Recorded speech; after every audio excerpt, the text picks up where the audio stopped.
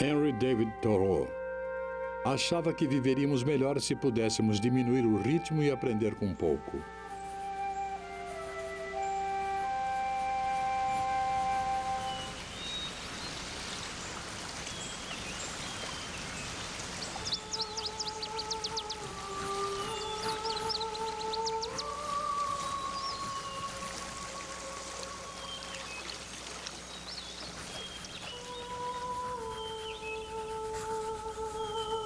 Here was somebody who really shared my intuitive understanding of what the forests were. It wasn't just a source of cheap lumber. It was something real, something alive, something that had dignity.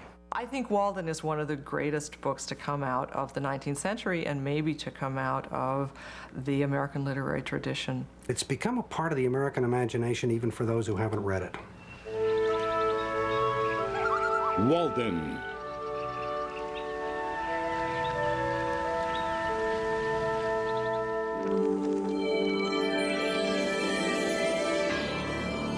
Grandes livros.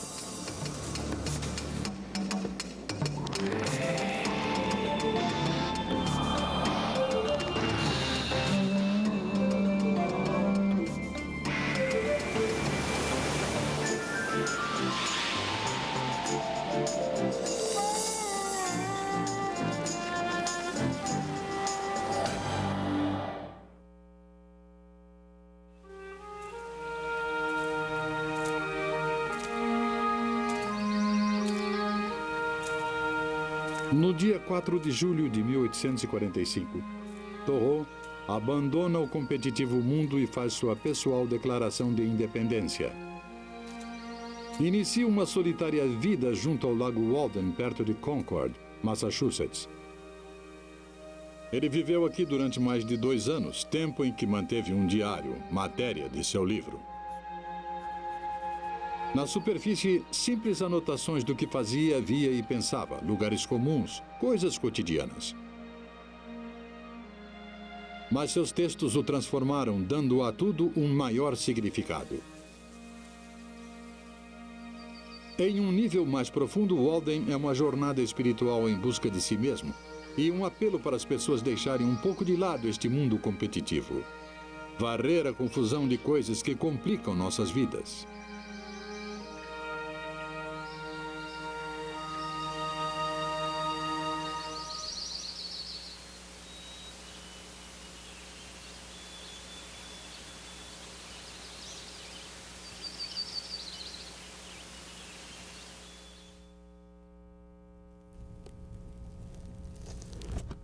O livro tinha 17 capítulos, com simples tópicos, usando apenas 39 palavras, um modelo de brevidade. É também um livro escrito com paixão, eloquência e humor. Um crítico achou Walden de particular relevância para os jovens que, como Thoreau, ao penetrar as florestas, ainda tinham de conquistar sua independência, mas ainda assim buscavam para si mesmos seu lugar no mundo. Muitos hoje conhecem frases de Thoreau sem saber quem as escreveu.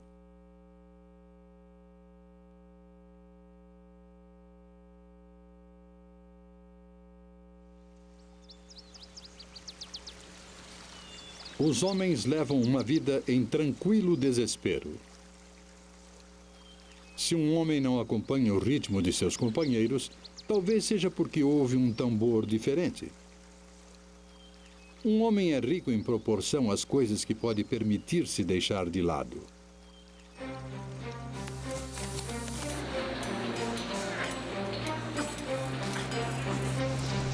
Thoreau escreveu também sobre o mundo ocidental que agoniava diante da Revolução Industrial. Na Europa e na América, operários começavam a se rebelar contra as crueldades e excessos daquela revolução.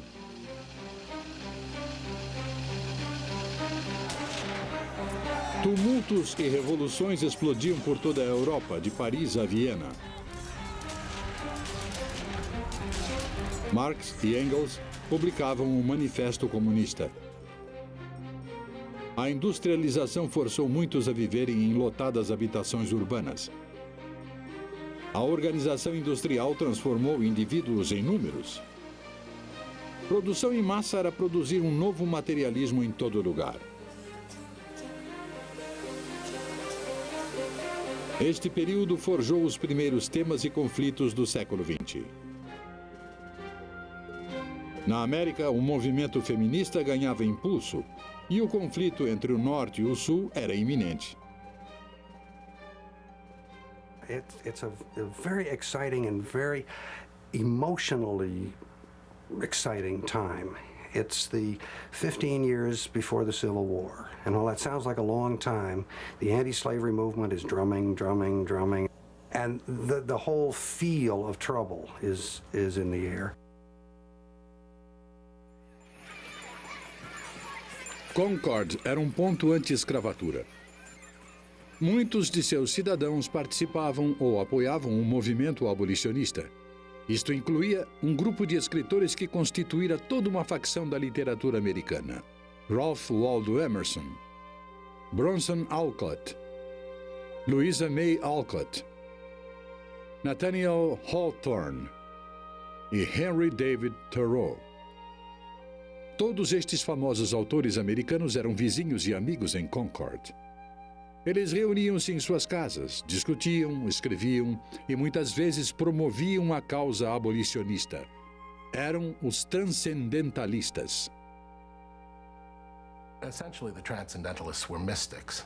They believed that the individual can have a direct relationship with God, can experience God directly. In fact, the Transcendentalists believe that there's one great universal world soul. Emerson calls it the Oversoul, that pervades all of creation. Thoreau acreditava que a conexão com esta alma do mundo se dava através da natureza. Estava convencido de que podia encontrar Deus ali.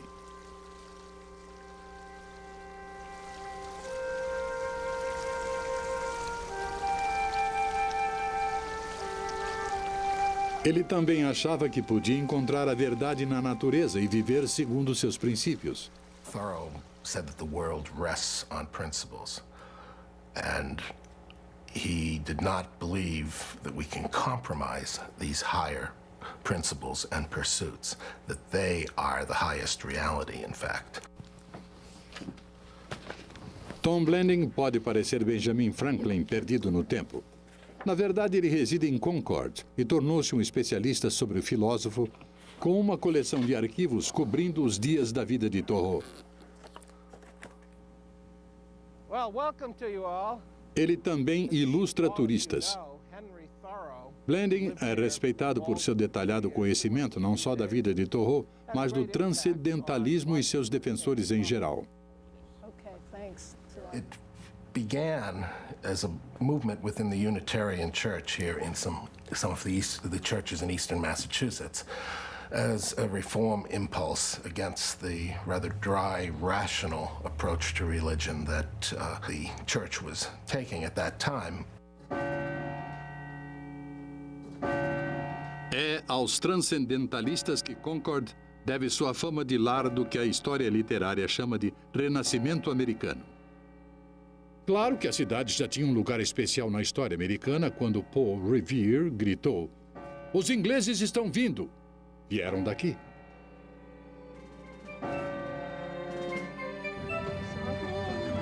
E esta é a ponte onde eles pararam. 6 décadas depois, um poema de Emerson saudaria as milícias de Northbridge e concluiria com um verso familiar a qualquer jovem aluno. Aqui o disposto fazendeiro parou e deu o tiro que soou no mundo todo.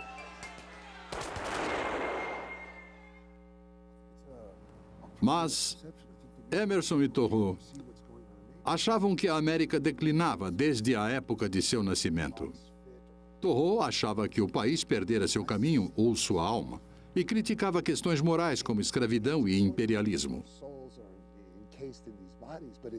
Emerson era amigo e mentor do jovem Thoreau, apesar de os dois serem muito diferentes. Thoreau era um individualista que se recusava a fazer concessões na vida cotidiana. Emerson era um gentil nobre. Foi nas terras de Emerson que Thoreau construiu sua cabana na floresta e passou a viver sua experiência de uma existência simples.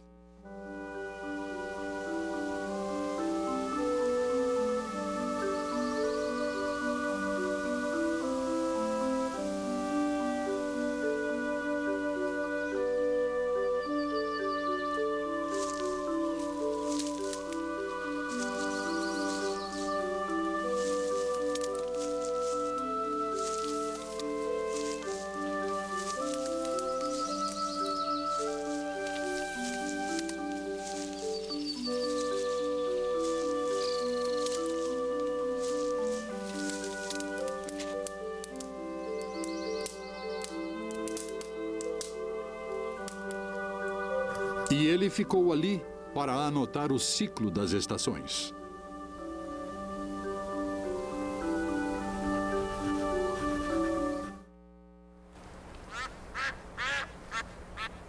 Muitos imaginam Thoreau como o ermitão de Walden, recluso, fazendo tudo para si mesmo. Não é bem assim.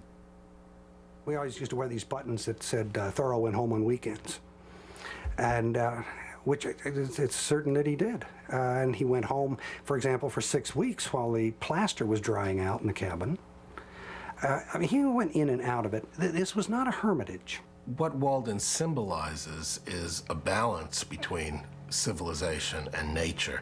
Thoreau didn't move to a primitive landscape when he moved to Walden. It was only 1.5 miles from the village. He had society at his elbow.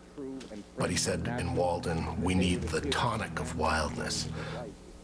He hosted the Anti-Slavery Society picnic, and he had friends out there, friends who passed through, friends who spent time. He had the animals, but it was essentially him. And that was really the point, because his idea of reform is that you don't reform communities, you don't reform crowds, you reform people one at a time, and you reform yourself.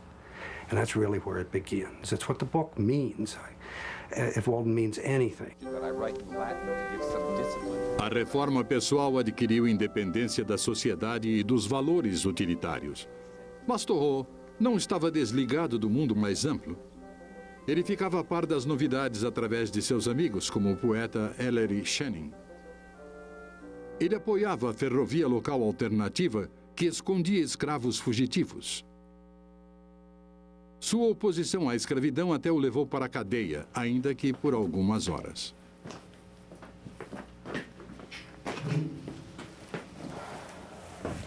Thoreau went to jail for refusing to pay his poll tax, the voting tax. It was a matter of conscience for Thoreau. It was a symbolic protest against the U.S. government that was waging the Mexican War. He felt to extend slave territory. And Thoreau would not cooperate in any way with the evil institution of slavery.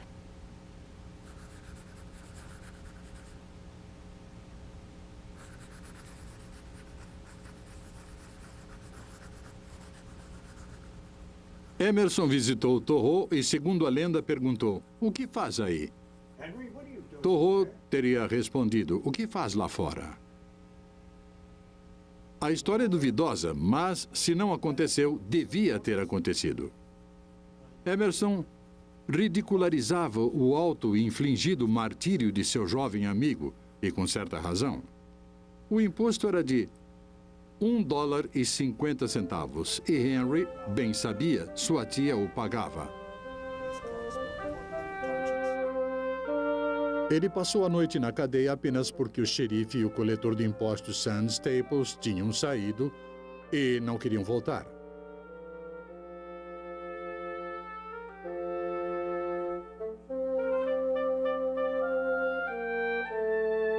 Não foi sequer um gesto original.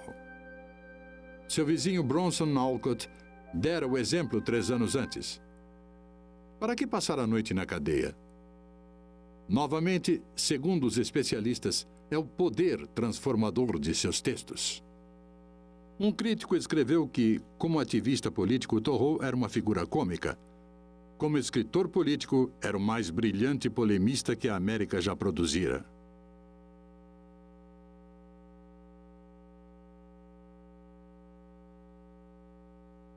O resultado deste episódio foi uma das grandes obras da literatura e filosofia política americana, a desobediência civil. Ela se tornaria a planta de 2 grandes movimentos de protestos pacíficos do século XX. A libertação da Índia de Mohandas Gandhi e a cruzada americana pelos direitos civis de Martin Luther King. Os 2 líderes afirmavam que Thoreau os influenciara. King estava fascinado com a ideia da não colaboração com um governo injusto quando considerou os boicotes que lideraria em Montgomery, Alabama. Sobre a desobediência civil, escreveu: "Lembro como fiquei tocado ao ler pela primeira vez esta obra na escola. Eu me convenci de que o que preparávamos em Montgomery estava relacionado ao que Thoreau expressara. Estávamos apenas dizendo à comunidade branca que não podíamos mais colaborar com um sistema maléfico." Claro que para King as ideias de Thoreau custaram-lhe mais do que $1,50 e uma noite na cadeia.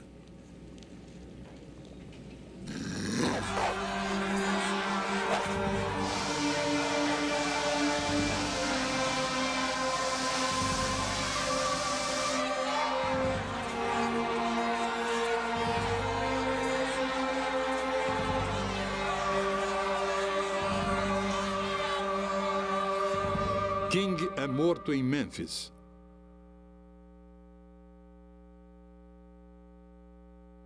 Aliás, o ensaio de Thoreau não discutia o tema da violência contra a não-violência.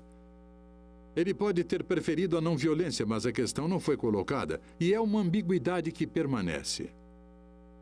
Num discurso em 1859, Thoreau defendeu fervorosamente o militante abolicionista John Brown, que praticara violência em um local chamado Harper's Ferry e estava para ser enforcado. Henry David Thoreau foi um contemporâneo de Abraham Lincoln, mas não tinha nascido em uma cabana, nunca trabalhara na ferrovia, nunca passara por sérios perigos ou dificuldades. Nascera em Concord, filho de pais educados, classe média, que viviam imersos na civilização. Thoreau came from quite a remarkable family. They were active abolitionists. They were a very well-read people. His mother ran a boarding house. His father was in the pencil business. And Mrs. Thoreau had a very strong personality. She could be very outspoken, very plain-spoken. Also a very feeling and compassionate person with a very strong will. Às vezes forte demais para Henry. Cynthia Thoreau não gostava de Ellery Channing e deixava isso claro. O pai de Henry, John, possuía uma lucrativa empresa de lápis e mandou Henry para Harvard, a apenas 25 quilômetros dali. Após a faculdade, Thoreau voltou para Concord, passou a dar aulas e logo começou a ter os problemas que lhe pareciam adequados. He refused to flog his students, and this became an issue over which he resigned, leading to his not having any work to do. It just comes and it goes, and it's warm and it's hot and it's all things in between. Thoreau ajudou seu pai nos negócios, mas não se satisfez. Ele precisava de outra coisa. And he established a private school with his brother John. And this, for a time, gave him a chance to also work on his writing. But out here, there's always something new. Também era época de pensar em casamento, mas isso não ocorreu. Ele nunca se casou. Nunca teve uma namorada. Uma vez propôs casamento. Ele e seu irmão John se apaixonaram por uma jovem chamada Ellen Sewell. John a pediu primeiro. Foi rejeitado. Henry decidiu tentar sua sorte. Recebeu a mesma resposta. O pai da garota, um conservador padre unitarista, parecia estar por trás das negativas. Ele não gostava dos transcendentalistas mais radicais. Em outra época, Henry, que faria da casa de Emerson seu segundo lar, parecia ter sido atraído pela esposa de Emerson, Lydian. Não deu em nada. Ele aparentemente permaneceu no celibato por toda a vida.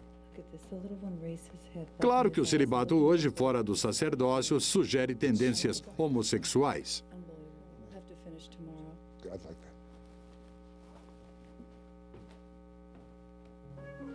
Mas, na verdade, ele tinha uma visão curta sobre o sexo. Ellery Channing gostava de contar piadas sujas, o que Henry odiava.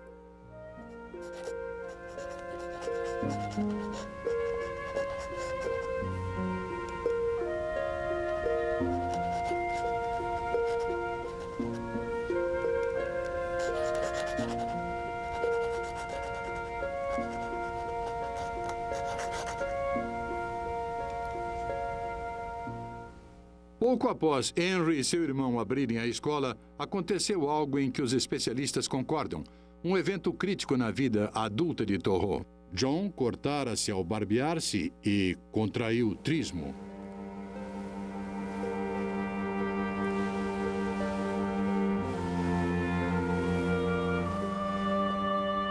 A few days later, his jaw clamped shut and he couldn't get any food down. They sent for specialists from Boston who came out. There was nothing they could do. They said he's going to die. 10 dias depois, John morria nos braços de Henry. This affected Thoreau so deeply that shortly after John died, he came down himself with a sympathetic lockjaw. É de se pensar se Walden não teve um elemento de fuga.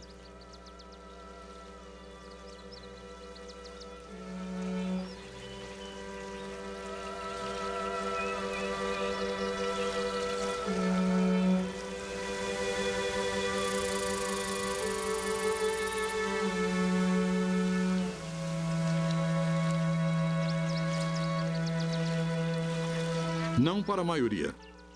Mas Thoreau é um caso à parte. O mesmo pode ser dito de sua independência. Henry David Thoreau, o filósofo da independência. Nunca saiu de seus limites, nunca mudou da região, nunca deixou sua mãe, nunca saiu de casa. Havia e há uma dupla qualidade em Thoreau que confunde e irrita muitos. I've always thought that I was lucky to be dealing with what he wrote and not with him as a person, because I think he probably would have been real difficult to deal with.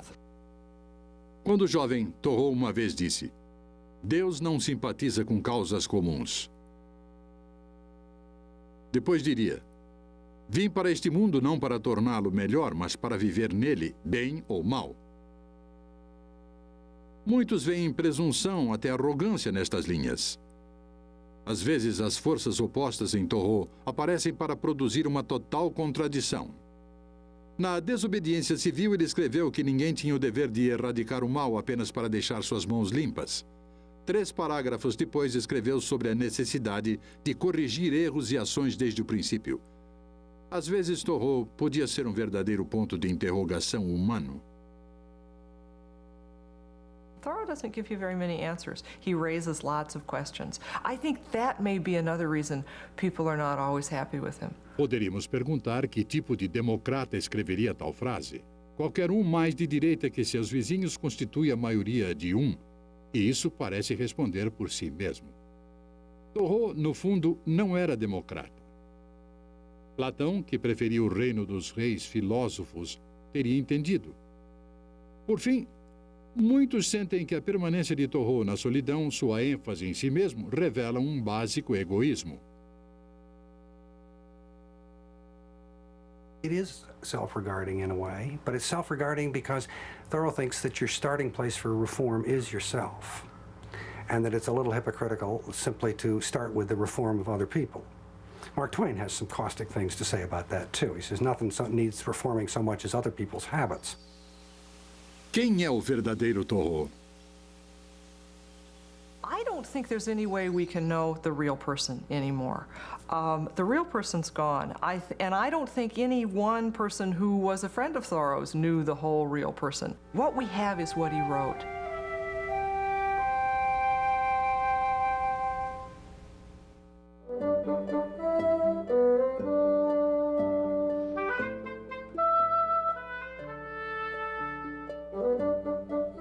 Muitos redescobriram o Lago Walden no século XX. Ferrovias já cruzavam o local na época de Thoreau, e antes do final do século, os trens vinham lotados para cá. Continuou sendo, através dos anos, um ponto popular, visita obrigatória para qualquer passeio em Concord. E assim seguiram-se diversões e comodidades que começaram a alterar sua natureza. Nos anos 60, os hippies tinham Thoreau como seu herói. Banhistas enchiam o local, o que causava profunda indignação. Descobriu-se que o lago tinha o maior nível de urina em todo o estado. O desenvolvimento chegou com os tratores, arrancando árvores para uma nova praia e achatando o solo para dar lugar a condomínios. Thoreau escrevera sobre isso.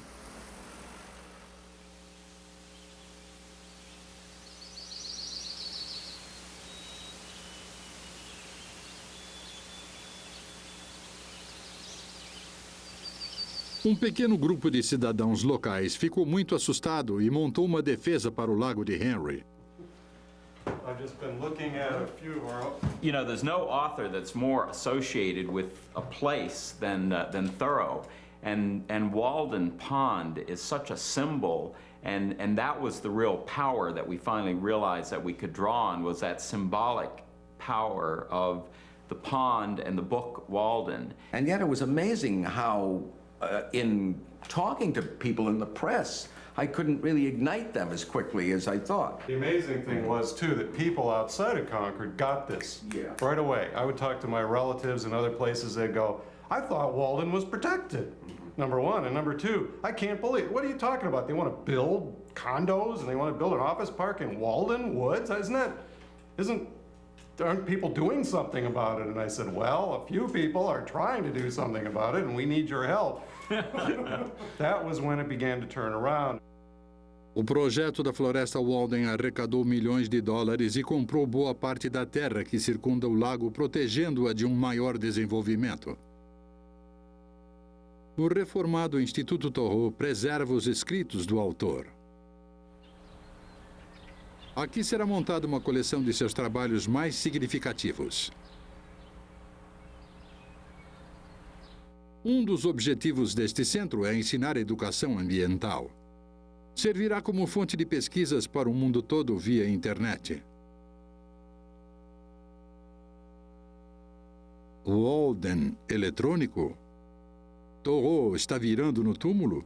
One thing you have to realize about Thoreau, when you talk about technology, is that Thoreau was as technologically sophisticated as you probably could be in his time. Thoreau was basically an engineer. He worked in the family pencil business. He built a machine that ground the lead more finely than it had been ground before. He found a formula for combining the lead with clay so that it would make a good smooth line, so that his pencil, the family pencil, would make a good smooth line. And the family pencils won awards. He went around and measured. Thoreau made his living along with helping manage the family business as a surveyor. He would have been unhappy, I think, as he was in his own day, about how we see material progress as a panacea to all of our ills. He's not anti-technology at all. Some have said, well, Thoreau wouldn't have wanted to use computers, he wouldn't have wanted to use cameras. He would have been fascinated. There's no question in my mind that any time he had been born into, he would have used the technology that was available to him. The point of the simplicity that Thoreau presents is not to let machines ride you, but you use the machines. Hi, Concord Public Library, this is Reverence. I think that for sure, he, like many other people, would be not only fascinated, but startled by all of the information changes that we've experienced here through the information technology. I think that they would find it like truly science fiction.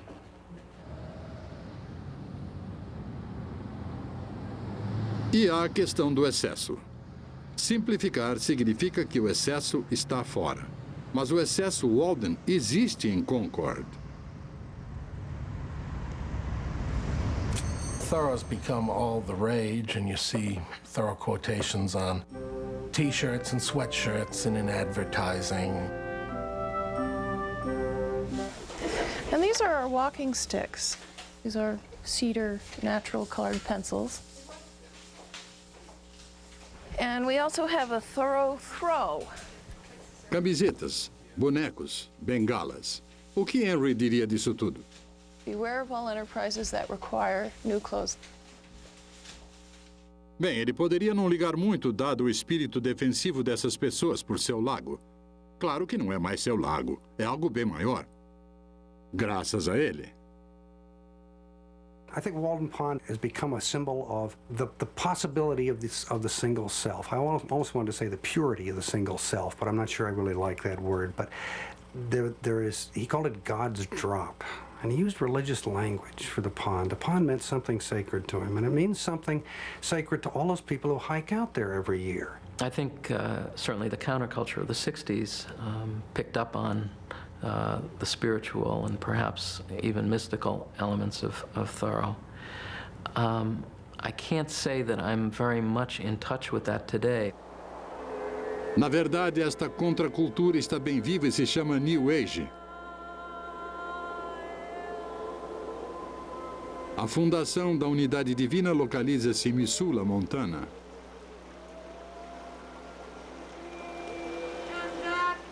Sua fundadora chama-se Deborah West. Como Thoreau, ela e seu grupo buscam unidade espiritual, apesar de usarem métodos diferentes. What am I trying to do with Mother Earth here this morning and with the folks that are gathered here? There's quite a bit of talk about ascension and what does it mean? Does it mean shifting consciousness? Does it mean some kind of massive upheaval on this earth? What does it really mean? And I think that it's important to say that it is a collective unfolding. The great brotherhood of light. A experiência estática dessas pessoas pode ser o que Thoreau escreveu em Walden. Ou pode não ser. O que ele diria sobre isso?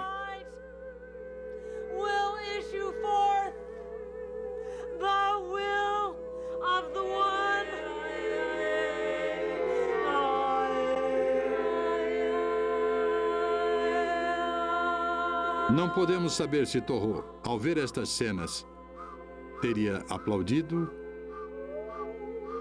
rido ou chorado.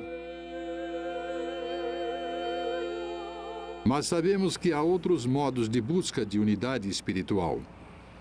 Muito mais próximos a Thoreau, pelo menos mais literal, é o movimento Simplicidade em Seattle, Washington.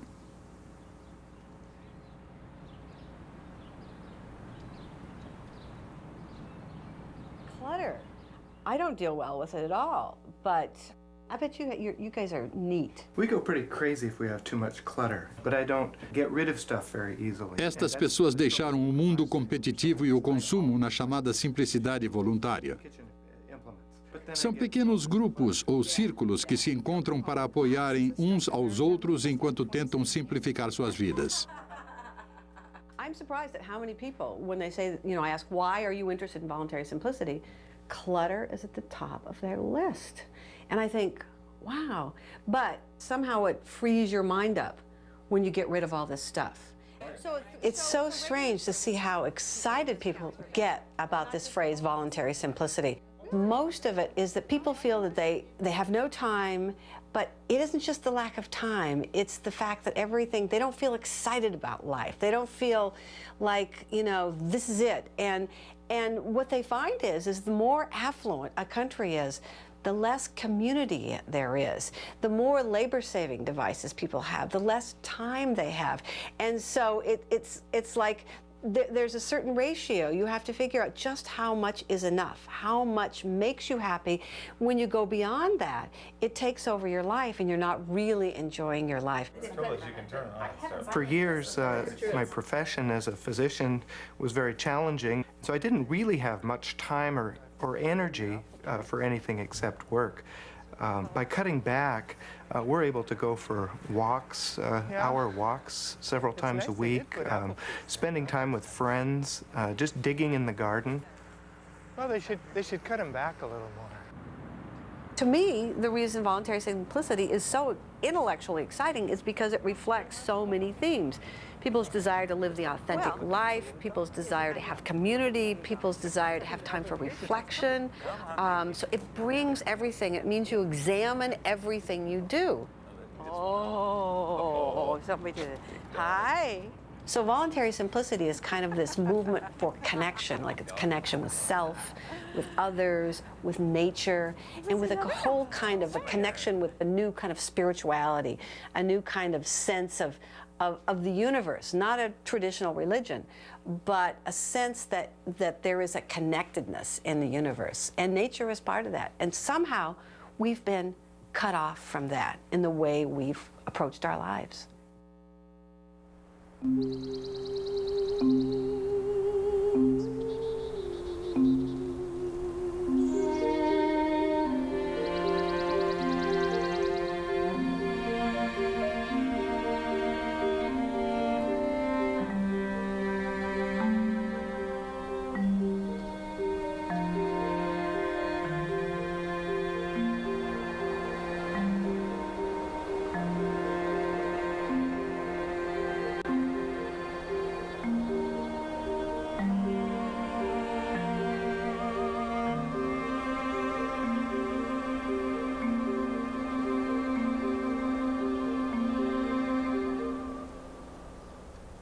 Os 2 invernos que Thoreau passou em Walden foram longos e duros, mas o inverno parecia oferecer-lhe outra razão para exaltar a natureza e seu eterno processo.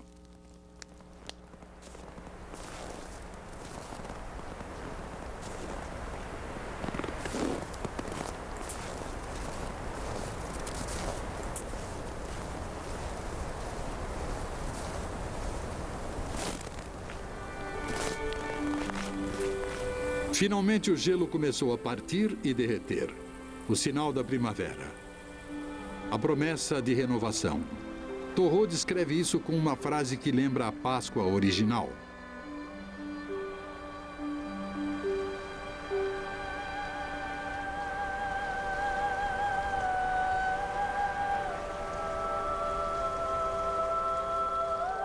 Well, that's Thoreau himself coming alive again with the spring. And hopefully by this time the reader, too, is finding new spiritual growth, new inspiration for his life as well from having read this book.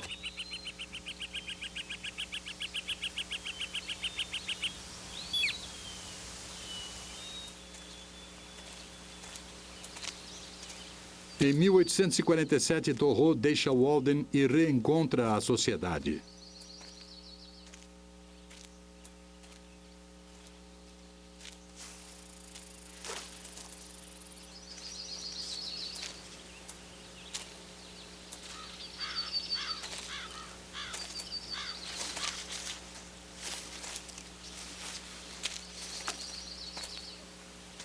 Ele tinha outras vidas para viver e livros para escrever.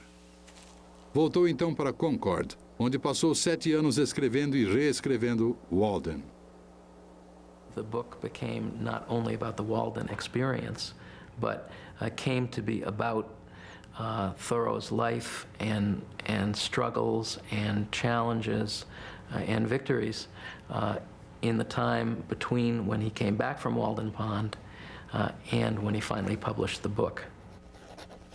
Isso foi em 1854. Já publicara A Desobediência Civil em 1849 e viveu bastante para ver a questão da escravidão iniciar uma guerra civil. Em 1862, ano da proclamação da emancipação, Thoreau contraiu tuberculose.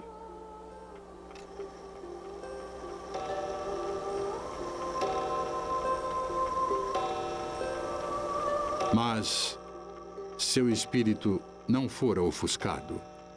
Quando lhe perguntaram se ele fizera sua paz com Deus, ele respondeu: "Nunca discutimos." Thoreau tinha 44 anos ao falecer. O jovem autor de Walden nunca envelheceu.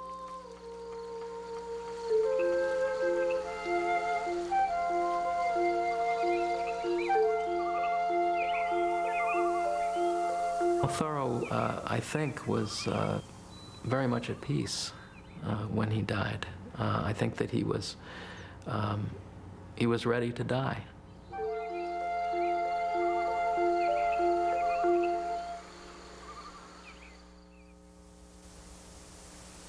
A fama e o legado de Henry David Thoreau cresceram desde então.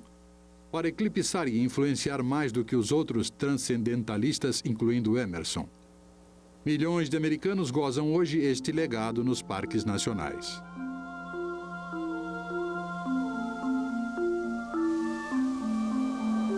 I think everybody traces the conservation movement back to Thoreau, who, in a piece called Chisuncook, says, why can't we set aside some of our lands for national parks? He's the first one to actually put it in words. And it's Thoreau's disciple, John Muir, who is so effective in setting up the Sierra Club and founding the first of the parks out west. Thoreau também foi pioneiro ecologista, com um forte senso de interdependência das coisas na natureza.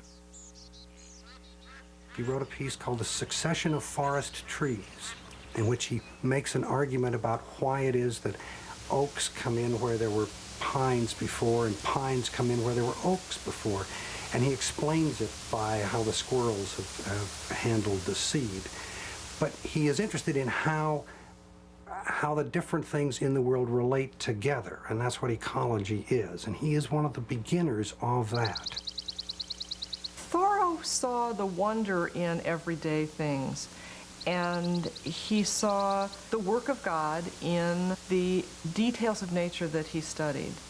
I think one of the things that we've lost, and maybe the faster pace of life has the biggest contribution to this, is the ability to see that kind of wonder in mundane details. Instead, we want to believe in spaceships. Pode ser que com nosso passo acelerado, nossos celulares, nossos velozes carros, nossa total imersão nas coisas materiais, Henry David Thoreau se recusasse a ter algo a ver com o mundo moderno. Ou talvez não. The last thing Thoreau would have wanted to have been, I think, is limited to the 19th century. He would not, in my view, be wanting us to give 19th century answers to 20th century questions. Qualquer que fosse a ideia de Thoreau sobre o presente, suas influências foram consideráveis. I think Walden is one of the greatest books to come out of the 19th century and maybe to come out of the American literary tradition altogether.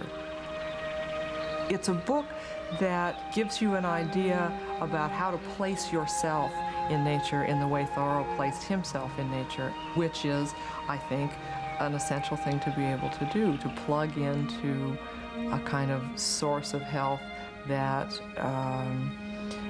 is available to anybody who's living on the earth and has a place to study and pay attention to. The reaction when I first read Walden was that when he talked about the phrase, and not when I came to die, discover that I had not lived, and I felt like, that's it. That's the measure of life.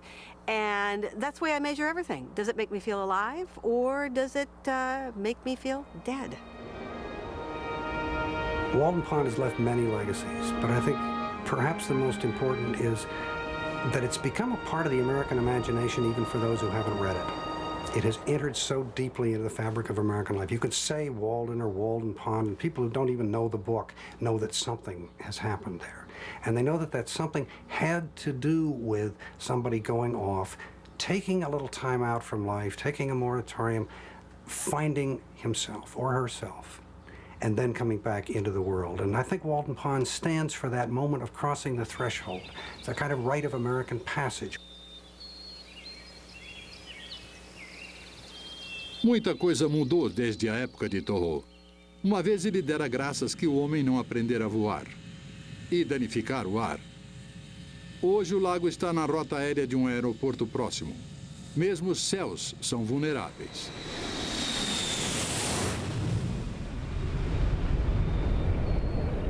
Mas para muitos, os atuais e contínuos passeios pela natureza tornaram Walden ainda mais relevante.